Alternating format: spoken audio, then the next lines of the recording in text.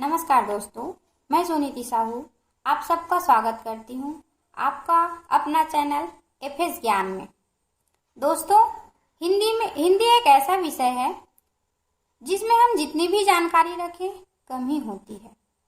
यदि हमें हिंदी के बारे में सही ढंग से जानना है, अच्छे तरीके से जानना है, तो हमें व्याकरण पर ज़्यादा ध्यान देना पड़ता है।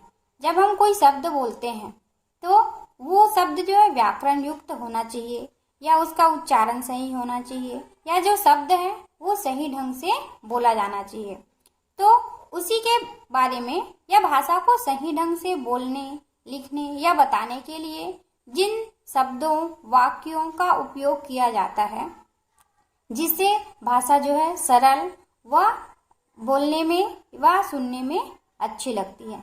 तो आइए दोस्तों, हम सब आज के वीडियो में जानते हैं वचन।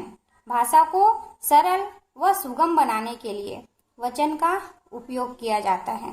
हिंदी भाषा में वचन का बहुत ही महत्वपूर्ण योगदान है। वचन के द्वारा हम जो है भाषा को सरल व सुगम बना सकते हैं। तो आइए दोस्तों, हम आज का वीडियो स्टार्ट करते हैं। आज का हमारा टॉपिक है वचन। वचन किसे कहते हैं? वचन को अंग्रेजी में नंबर कहा जाता है। जब हम भाषा का उपयोग करते हैं तो इस वचन के द्वारा हम भाषा को सरल ढंग से उसका उपयोग कर सकते हैं। अब ये भाषा किसे कहा जाता है? आइए हम भाषा की परिभाषा जानते हैं। परिभाषा क्या है? शब्द के जिस रूप से उसके एक अथवा अनेक होने का बोध हो उसे वचन कहते हैं। ध्यान दीजिएगा, शब्द के जिस रूप से उसके एक या अनेक होने का बोध होता हो। कोई चीज है, यदि वह एक है या वो बहुत सारा है, उसके बारे में जानकारी जो है हमें वचन के द्वारा ही होती है। इसीलिए ये वचन की परिभाषा है कि शब्द के जिस रूप से उसके एक अथवा अनेक होने का बोध हो उसे वचन कहते हैं। जैसे चिड़िया जो है एक वचन है। जैसे कोई चिड़िया बैठी है डाल पर, यदि एक चिड़िया बैठी है तो हम बोलेंगे कि देखो चिड़िया बैठी है। और उस डाल पर यदि बहुत सारी चिड़िया बैठी है तो हम उन बहुत सारी चिड़िया को बोलने के लिए किस शब्द का उपयोग करेंगे? चिड़िया। क्या बोलेंगे? देखो डाल पर बहुत सारी चिड़िया बैठी हैं। ये एक वचन में चिड़िया और बहुवचन में चिड़िया हो जाता है। उसी प्रकार लड़का, यदि कोई एक लड़का है, उस लड़के को बताने के लिए, जैसे वह लड़का खड़ा है, वहां पर यदि एक लड़का खड़ा है तो एक को बताने के लिए लड़का का उपयोग करते हैं। और बहुत सारे यदि वहां पर लड़के खड़े हैं तो उसमें जो है वचन के रूप में बहुत सारे लोगों को बताने के लिए लड़के शब्द का उपयोग किया जाता है। हिंदी में वचन दो होते हैं, एक वचन और बहुवचन। जैसा कि नाम से ही पता चल जा रहा है, जिसमें एक होने का बोध हो वह एक वचन, और जिसमें अनेकता का बोध होता हो वो बहुवचन। आइए एक वचन और बहुवचन की परिभाषा जानते हैं। देखिए, एक वचन किसे कहा जाता है? एक वचन उसे कहा जाता है शब्द के जिस रूप से एक ही वस्तु का बोध हो उसे एक वचन कहते हैं। शब्द के जिस रूप से एक ही वस्तु का बोध हो उसे एक वचन कहा जाता है। जैसे गाय, यदि एक गाय खड़ी है तो वहां पे देखो गाय खड़ी है। सिपाही, कोई सैनिक आपके सामने आ गया, यदि एक है तो हम बोलेंगे कि ये सिपाही है। बच्चा, कपड़ा, माता, पुस्तक, ये आदि शब्द जो हैं एक वचन के रूप में है। अब आइए देखते हैं बहुवचन। बहुवचन किसे कहते हैं? शब्द के जिस रूप से अनेकता का बोध हो। अनेकता उसे कहा जाता है जिसमें बहुत सारी चीजों, बहुत सारे लोगों या बहुत सारी वस्तुओं का बोध होता हो, उसे बहुवचन कहते हैं। अर्थात बहुवचन किसे कहा जाता है? शब्द के जिस रूप से अनेकता का बोध हो, एक से अधिक का बोध होता हो, उसे बहुवचन कहते हैं। जैसे हमने एक वचन में उदाहरण लिया था, यदि कोई एक लड़का है तो उसको लड़का बोलते हैं, और बहुवचन में उसको लड़के बोलेंगे। गायें, कपड़े, टोपियां, मालाएं, माताएं, पुस्तकें, बेटे आदि, ये जो है बहुवचन शब्द हैं।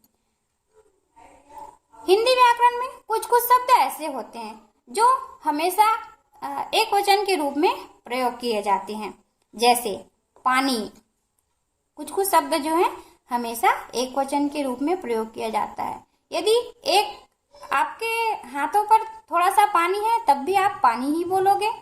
यदि किसी पात्र में, किसी बर्तन में पानी है, बहुत सारा पानी रखा है, तब भी आप उसको पानी ही बोलोगे।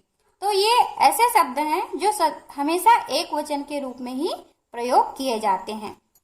जैसे पानी, भीड़, वर्षा। जैसे थोड़ी सी वर्षा होगी तब भी बोलोगे कि आज वर्षा हो रही है, और कई दिनों तक वर्षा होगी तब भी आप बोलोगे कि कई दिनों तक वर्षा हो रही है, या बहुत दिनों तक वर्षा हो रही थी, ऐसा।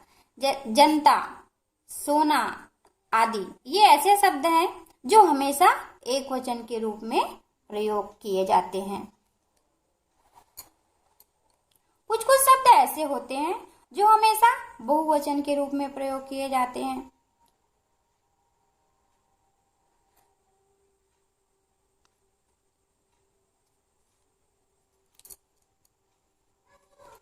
हिंदी में कुछ कुछ शब्द ऐसे होते हैं जो हमेशा बहुवचन के रूप में ही प्रयोग किए जाते हैं। जैसे हस्ताक्षर।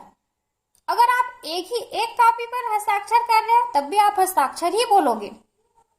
कोई व्यक्ति रो रहा है, यदि उसकी आंखों से थोड़ी सी आंसू निकलेगी तब भी आंसू ही बोलोगे, और बहुत सारे आंसू निकलेंगे तब भी आप आंसू ही बोलोगे। जैसे आप कहीं मंदिर पर गए हो, आपने एक भगवान का दर्शन किया, तब भी आप बोलोगे कि आज मैंने मंदिर में भगवान का दर्शन किया। आप कहीं दर्शन करने के लिए बाहर गए हो, आपने यदि बहुत सारे मंदिरों का दर्शन किया, मंदिरों में गए, भगवान का दर्शन किया, तब भी आप बोलोगे कि आज मैं बहुत सारे मंदिरों में दर्शन करके आया हूं। प्राण आदि ऐसे शब्द हैं, ये हस्ताक्षर, आंसू, दर्शन, प्राण आदि, ये ऐसे शब्द हैं जो हमेशा बहुवचन के रूप में प्रयोग किए जाते हैं। आइए दोस्तों, कुछ उदाहरणों के द्वारा हम जानते हैं कि एक वचन और बहुवचन को सही ढंग से समझते हैं। देखिए, कोई शब्द दिया है, उसका एक वचन और बहुवचन कैसे होता है। कोई शब्द है जैसे बच्चा, ये बच्चा जो है एक वचन शब्द है। एक वचन में हम बच्चा को ऐसा लिखते हैं, और बहुवचन में ये बच्चे हो जाता है। कपड़ा, कपड़ा जो है बहुवचन, कपड़ा जो है एक वचन है, अब ये बहुवचन में कपड़े हो जाएगा। ऋतु, ऋतु जो है एक वचन है और इसका बहुवचन होगा ऋतुएं। जैसे माला, माला जो है एक वचन है, माला का बहुवचन होगा मालाएं। महिला, महिला एक वचन है और महिला का बहुवचन होगा महिलाएं। किताब, यदि आपके पास एक किताब है तो आप किताब बोलोगे, और यदि बहुत सारे पुस्तकें हैं, किताबें हैं, तो उसको क्या बोलोगे आप लोग बहुवचन में? किताबें। आँख, आँख का बहुवचन आँखें। कविता, कविता का बहुवचन होता है कविताएं। तिथि, तिथि का बहुवचन होता है तिथियां। चिड़िया, चिड़िया जो है एक वचन है और चिड़िया का बहुवचन होता है चिड़िया। यहाँ पे चंद्र बिंदु लग जाता है। नदी, नदी जो है एक वचन है और नदी का बहुवचन होता है नदियां, इसमें भी चंद्र बिंदु लग जाता है। रस्सी, रस्सी का बहुवचन होता है रस्सियां। इस प्रकार से हमने जो है वचन का अध्ययन किया। दोस्तों, अगर आपको यह वीडियो अच्छा लगा होगा तो आप इसे लाइक कीजिए और शेयर कीजिए। Thank you.